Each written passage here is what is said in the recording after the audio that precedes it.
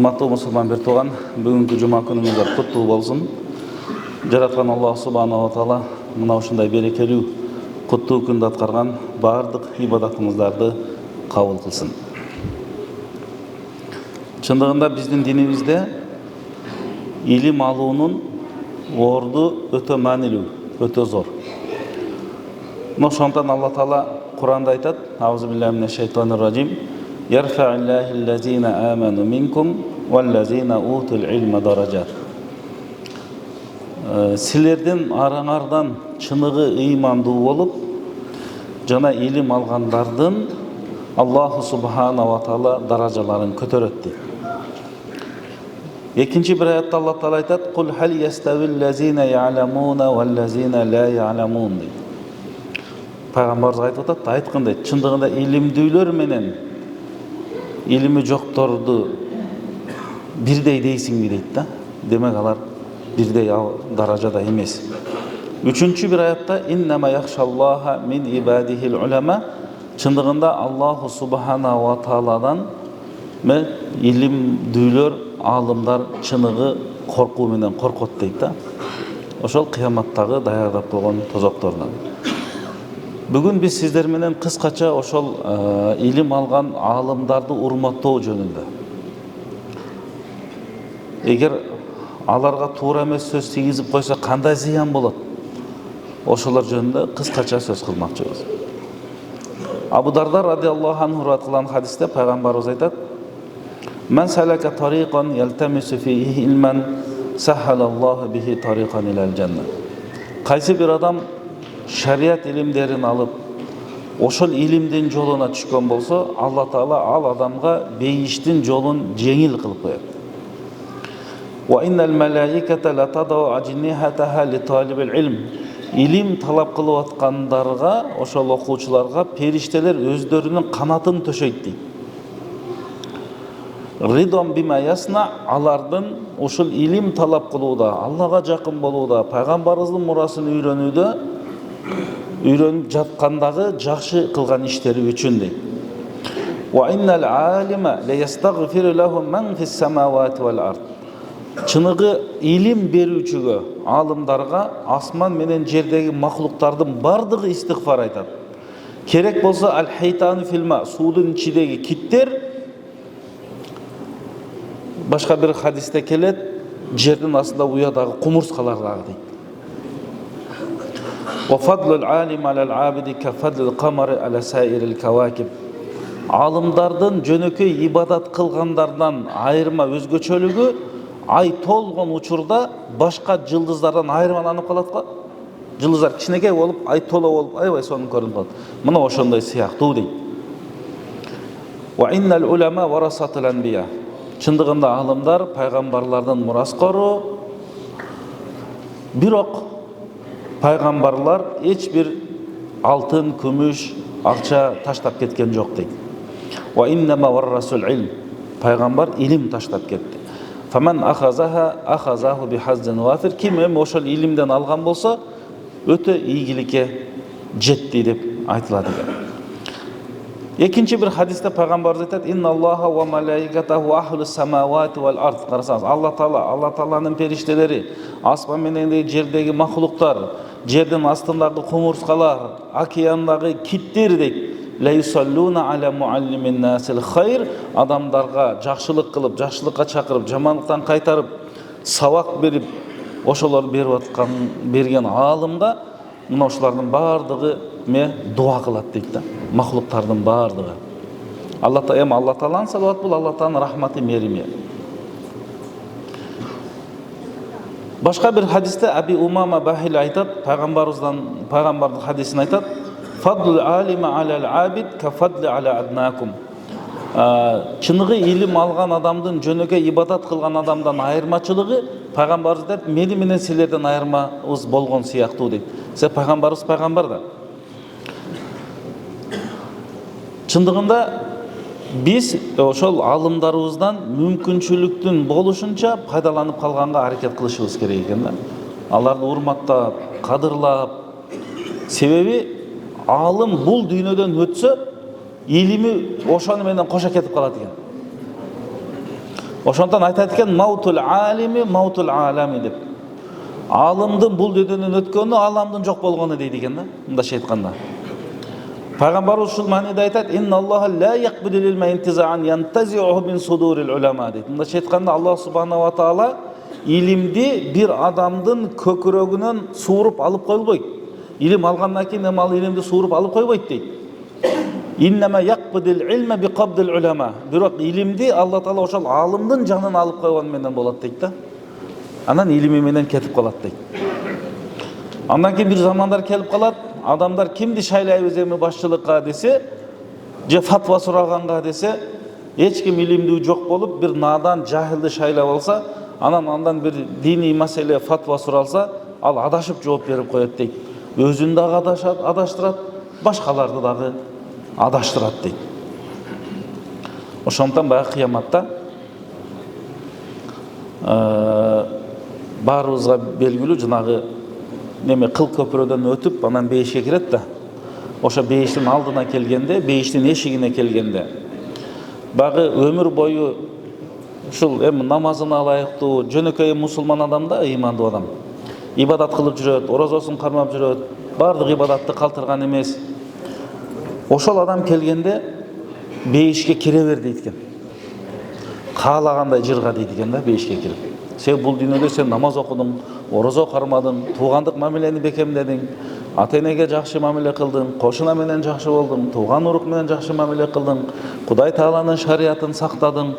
Мейли баягы терең илим алууга мүмкүнчүлүк болгон жок, бирок чыныгы мусулманчылыкты аткардың деп бейишке киргизет экен да. Кире бер дейт экен.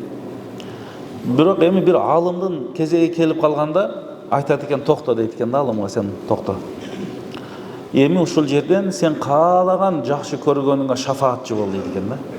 Өзүң менен кошо алып кирип кет дейт экен да бейишке. Алланын уруксааты менен ошол шафааттык берилет дейт. Куранда илля мен азина лахур рахман дейт да Амма сүрөсүндө. Кимге Алла Таала уруксат берсе, ошол гана шафаат кыла алат. Мына ошолордун бири бул алымдар болот экен. Биздин Куран жаттаган карылар болот экен. Фаиннака ла ташфау ли ахадин илля шуфиата. Сен кимге ортомчу болом десең, бул дейт экен Алла Таала, уруксат берет экен. Фақама мақамал анбия дейт да. Ошол жерде Аллах субханаху ва таала пайгамбарлардын даражасын берип койт дейт. Сен пайгамбарыбыз ортомчу боло алат да, туурабы? Шафаат жок, боло алат. Мына ошондой даражаны берет экен да алымдарга. Эми чындыгы алым болгондо деле, алым деле Алла үчүн илим алган болуш керек. Адамдар үчүн көрүнүү үчүн эмес да, же мактануу үчүн эмес, же текеберлик үчүн эмес. Жок, илимди чыныгы Алла Тааланын ыраазычылыгы үчүн алган болуш керек. Абу Муса Ашари радиаллаху руаят кылган хадисте пайгамбар айтат: "Инна мин ижлалиллахи таала". Караңыздар. Аллаху субхана ва тааланы баарыбыз улуктайбыз. Мына ошо Аллаху субхана ва тааланы улуктоонун бири икрам зи шайбатил муслим. Исламда картайып, улгайып калган аксакалдарды урматтап сыйлоо деди. Ошолорду урматтап сыйлаганың Алла Тааланы улуулаганың болот деди. Ва хамилил Кур'ани гайрал, ошондой эле Кур'анды жаттаганды дейт. Ва икрам зи султаны муксит, ошондой эле адилеттүү падыша дейт. Адилеттүү падышаны, илимдүү мына Кур'ан жаттагандарды, анан аксакалдарды урматтоо Алла Тааланы улуулуктоо менен барабар экен да. Муну пайгамбар саллаллаху алейхи ва саллям айтып атат. Себеби башка бир хадисте пайгамбарыбыз айтат да: "Лейса минна" дейт. Бизден эмес дейт. Мусулман коомунан эмес деген сөз да. Балки менин үммөтүм эмес деген сөз. Лейса минна, пайгамбар айтат, бизден эмес дейт. Кимдер десе, "Меллем яжилла кабирана", улууну урматтабаган. Ва ярхаму сагирана, кичинелерге ырайым кылбаган. Ва я'рифу алимина хаккаху, жана өзүнүн коомундагы алымдардын акысын билбеген, алымдарын урматтай албаган деп атат да. Ушулар бизден эмес дейт пайгамбарыбыз. Ибн Аббас айтат, Сулайман пайгамбарга Алла Таала ыктыяр бериптир да. Кааласаң илим ал, кааласаң мал мүлк ал, кааласаң падышалыкты ал деген экен да. Танда үчөөнү деген экен. Ошондо Сулайман пайгамбар илимди тандаган экен, Алла Таала аркасынан мал дүйнөнү дагы, мүлктү дагы, падышалыкты да берип койду да. Себеби бул илим бизде өтө маанилүү экен. Ошондон ар бир адам илип алыш керек. Пайгамбар эмне деди? Ал илму фаридатун аля кулли муслимин ва муслиматин. Илим алуу ар бир мусулман эркек аялга парз болот. Бирок чындыгында намазга ылайыктуу илим алуу деле ар бирибизге парз да. Мейли жанакы медресеге кирип, Кур'ан жаттап, ал парз кифая болот да. Бирок орозого ылайыктуу, ажылыга ылайыктуу, эң негизги намазга ылайыктуу илимди билиш бул баарыбызга парз болуп эсептелет. Пайгамбар айтқан ошол учурда айткан экен: "Валау фиссин, утлубул илма валау фиссин." Илимди Кытайдан болсо да алгыла деген экен да. Мындайча айтканда мааниси силер илим алгыла деген. Ал убакта эми төө менен ат менен жүргөн учурда пайгамбар Меккеде, азыр Кытай ортосу 1000 деген километр да. Бирок ошончо алыс болсо илим ал дегени бул илимден өтө маанилүү экендигинен кабар берет. Ошондон пайгамбарыбыз айтат, хадисте Анас радиаллаху анху риваят кылат, эмне дейт? "Ман хумани ла яшбаан" дейт. Эки адам эч качан тойбойт дейт. Эч качан тойбойт дейт. Биринчиси манхумун фил илми ла яшба. Илимге киришкен адам дейт да, тойбойт дейт да. Илимге тойбойт дейт. Себеби бизде эмне деген сөз бар? Илим алуу бул ийне менен кудук казгандай дейт да. Өтө сабырдуулук керек да. Анан илимди окуган сайын илимсиз экениңди түшүнөсүң да. Кебиле 4 хадисти жаттап алып эле анан мазхаб кармабайман башка деп жүрөт го. Жок, ал илим эмес ал. Илимди канчалык окуган сайын, терең болгон сайын илимсиз экениңди түшүнөсүң. Ошондуктан илим алган адам илимге тойбойт дейт да. Ушу чукуй берет. Бир китептин аркасынан экинчи китеп, үчүнчү китеп, төртүнчү китеп кете берет. Анан тонналап китептер кете берет. Себеби бул илим. Экинчиси манхумун фиддуня ла яшба. Экинчи дүйнөнүн артынан түшкөн адам да тойбой деген да. Анын деле түбү жок экен да. Бирок кыяматта эсеп китеби катуу. Ошондон пайгамбарыбыз эмне деди? Бир адамда бир өрөөн байлыгы болсо дагы дейт. Бир өрөөн да. Мисалы 2 тонн ортосу да эми. Ошого да тойбойт дейт да. Акырында экөөсүнө да тойбойт дейт. Эки ошондой өрөөн байлыгы болсо, үчүнчүсү болсун дейт экен да. Бирок акырында кабырга киргенде оозуна топурак гана толот дейт да пайгамбарыбыз. Бирок ким тооба кылса, Алла Таала тообасын кабыл кылат дейт. Демек, илимге киришкен, анан дүйнөгө киришкен экөө тойбойт деди пайгамбарыбыз. Бизде байлык болуш керек. Ал керек нерсе дүйнөбүзгө, бирок чеги менен, адал менен, шарият койгон тартипте, бирөөдүн акысына кирбестен, бирөөнү какшатпастан, кыянат кылбастан туура илим алышыбыз керек. Умар ибн Хаттабтын сөзү бар экен. Умар ибн Хаттаб не дейт бул жерде? Айтат: бир илимдүү, адал арамды түшүнгөн адамдын бул дүйнөдөн өтүп кеткенине караганда 1000 ибадат кылган адамдын өтүп кеткени бул жеңилирээк болот дейт экен да. Себеби ибадат кылган өзү үчүн ибадат кыла берет экен да. Алымдар болсо башкаларга да үйрөтөт экен да. Мына ошол жагынан айтып атат. Анан Ибн Аббас радиаллаху анху айткан хадисте келет экен. Бир күн шайтан, иблис өзүнүн жан жөкөлөрү менен отуруп калганда сурашкан экен. О иблис деп, мырзабыз деп, чоңубуз деп, сен эмне үчүн бир өтө Алла Таалага ибадат кылган таква мусулмандын өткөнүнө сүйүнбөйсүң дагы, бирок сен жанакы бир алымдын өтүп кеткенине аябай кубанасың дейт экен да. Булар аябай ибадат кылып, дуа кылып атпайбы? Булар 1000 деген адам, сен бир адам десе анда жүргүлөчү деп ээрчитип алат экен дагы. Анан өтө ибадат кылган адамга келип туруп мындай суроо бере калат экен да. Сиз аябай ибадат кыласыз, таквасыз, бир нерсени сурайын. Алла Таала өзү могу дүйнөнү, могу жумуртканын ичине киргизе алабы? Десе, жок деп жооп бериптир да. Кантип киргизе алат эле десе. Ана четке чыгып жан-жүйкөрлөрүнө айтыптыр. Көрдүңөрбү дептир. Алла Тааланын күчүнө шектенип, бир паста бир көз ирмемде эле капырлык кылып дейт. Эми жүрүл алымга баралы дейт. Анан келип алымга келип ушул эле суроону бериптир. Алла Таала бир жумуртканын ичине ааламды киргизе алабы десе, ал айткан экен, Аллаху субханаху ва таала кааласа андан да көбүн киргизип коет дептир да. Себеби Алла Таала кудуреттүү зат. Ошондо шайтан айткан экен, көрдүңөрбү дептир. Бул алым канча адамга жол көрсөтүп, канча адамды бузат дейт экен да. Мындайча айтканда, биздин ишибизге тоскоолдук кылган ушул дейт. Биз азгырып аткандарга туура жолду көрсөтүп коет. Ошондуктан алымдын өткөнүнө биз сүйүнөбүз дейт экен да.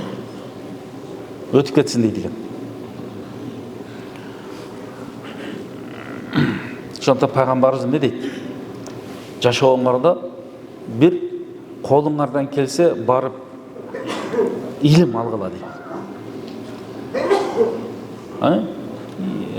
Алым болгонго аракет кылгыла дейт. Эгер ага да колуңардан жетпесе барып жок дегенде үйрөнүүчү болгула дейт. Ага да тиричиликте убагыңар жетпей жатса анда барып ошо илимди угуучулардан болгула дейт. Анда да убактың болбой жатса ошол алымдарды, илим алып аткандарды жакшы көргөндөрдөн болгула, бешинчи болбогула дейт. Акыретиңер күйүп кетет дейт да. Бешинчиси илимди албасаң, илимдүүдү да укпасаң, аларды дагы сыйлабасаң, анда кимсиң? Ошондон Ибн Мубарак өз сөзүндө айтат: "Мен истахаффа бил уламаи захабат ахирату." Ким алымдарды жеңил салап, алымдарды шылдыңдаса, алымдарды маскараласа, анын акырети күйдү дейт.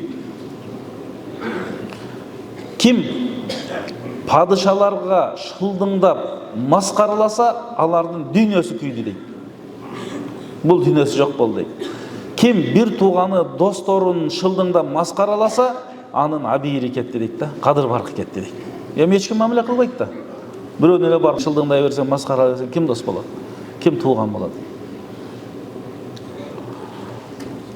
Ошондон имам Ахмад айткан экен, имам Ахмад ибн Азраи деген, алымдарга сөз тийгизүү, айлыкча чоң алымдарга дейт, бул мин кабаири зунуб дейт, чоң күнөөлөрдүн катарына кирет дейт.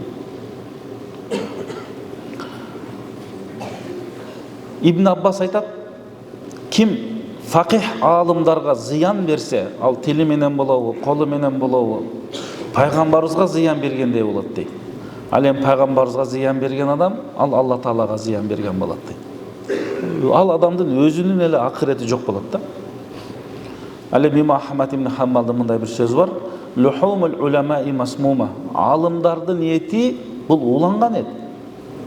"Мен шаммаха марида." Ким аны барып жыттаса, ооруп калат, ким аны жесе өлүп калат дейт да.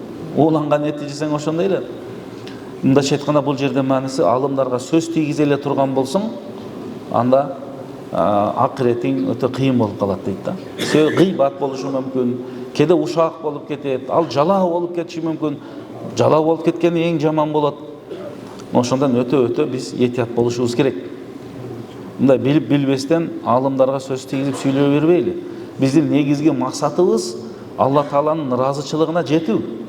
Пайгамбарыбыздын хадисинде айтып атат, сен ошо Алла Тааланын ыраазычылыгына жетсең, ошонун бир жолу ошо алымдарды урматтап сыйлоо. Жок дегенде унчукпашыбыз керек. Сөз тийгизгенге өтө этият бололу.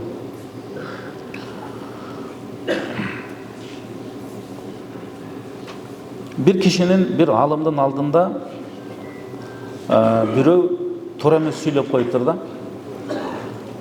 Тура эмес адебин көрсөткөндө ушул жерде Хасан ибн Заклан деген айткан экен: "Силер алымдар жөнүндө жаман сүйлөбөгүлө.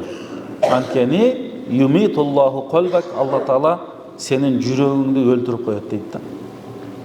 Жүрөгүңдү өлтүрүп коет дейт.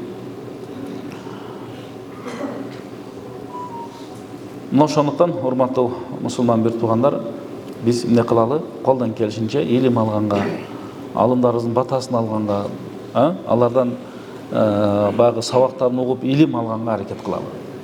Ошондо бул жерде Язид ибн Харун деген алым айтат: "Иннал алима чындыгында алымдар худжатука байнака ва байналла.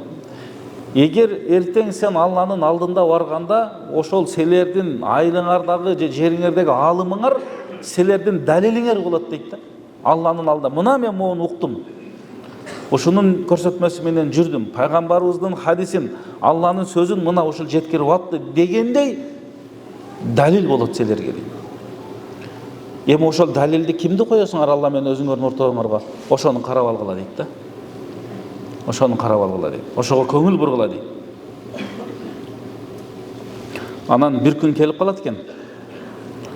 Абу Хурайра радиаллаху анху айтат: "Саяти алан-насу санавати хида." Адамдарга ошондой бир мезгил келет.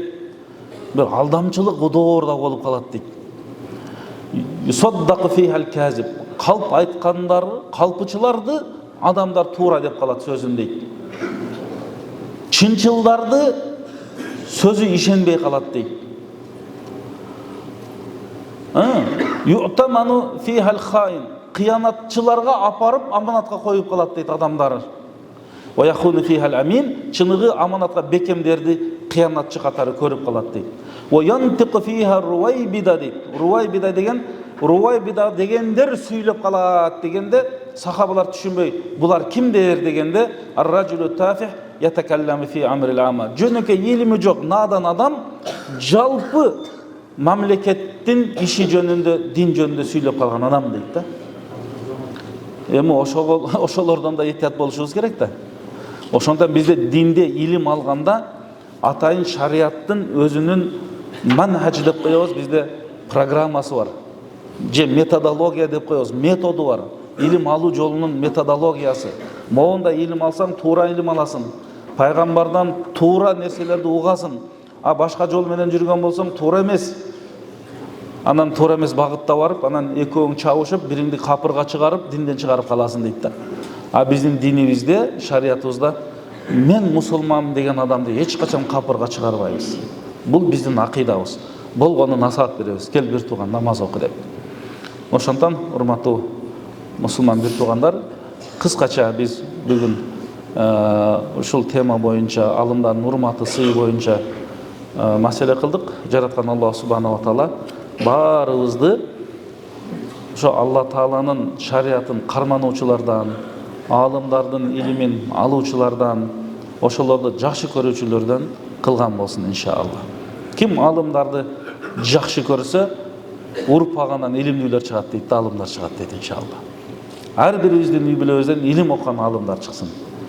Келечекте Кур'ан жаттаган карылар чыксын, хадис жаттаган мухаддисалар чыксын иншалла.